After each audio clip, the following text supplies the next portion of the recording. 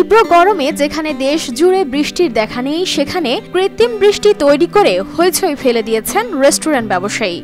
আমি প্রচন্ড গরমের কারণে খরিদ্দারের কষ্ট হয়, সেই শান্তির কারণে জিনিসটা করা আছে। নামি দামি রেস্টুরেন্টের মতো এখানে ছিল না কোনো কুলিং ব্যবস্থা, তাই তীব্র তাপদাহের মধ্যেও ভোক্তাদের একটু স্বস্তি দিতে এই অভিনব পদ্ধতি বেছে নিয়েছেন মাগুরার রবিউল ইসলাম।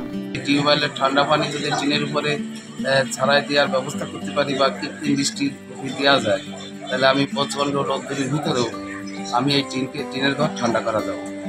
এই বৃষ্টির আইডিয়া থেকে এই জিনিসটা সৃষ্টি করা হয়েছে। টিনের চালে ঘুরছে কয়েকটি গার্ডেনিং ফোয়ারা, সেখান থেকে পানি বের হয়ে বৃষ্টি আকারে ভিজিয়ে দিচ্ছে তপ্ত চাল। টুপটাপ শব্দে টিনের চাল গড়িয়ে পানি পড়ছে মাটিতে, এ যেন বর্ষার অবিরাম বর্ষণ চলছে। মাগুরা শহরের ইসলামপুর পাড়ায় অবস্থিত ভূমি রেজিস্ট্রি অফিসের পেছনে এই হোটেলটিতে দুপুর হলেই নামে কৃত্রিম বৃষ্টি। টিনের চালে টুপটাপ বৃষ্টির শব্দে ভেতরে খাবার খাচ্ছেন ভোজন রসিকরা। এই যে বৃষ্টির যে ফোয়ারাটা উপরে তৈরি করছে, এটা আসলে খুবই ভালো। এখানে আমরা সেটা ঠান্ডা অনুভব করছি এবং এই হোটেলের খাবারটাও ভালো, আমরা তৃপ্ত সহকারে বসে খাচ্ছি। এরকম বৃষ্টির মতো পরিবেশ আমরা খাচ্ছি, আমাদের এখানে খুব ভালো লাগছে। একমাত্র ওয়ালটন এসি দিচ্ছে 1 বছরের রিপ্লেসমেন্ট গ্যারান্টি এবং কম্প্রেসরের 10 বছরের গ্যারান্টি।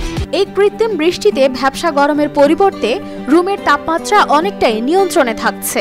এমন অভিনব ব্যবস্থা দেখে অনেকেই এখানে খাবার খেতে আসছেন।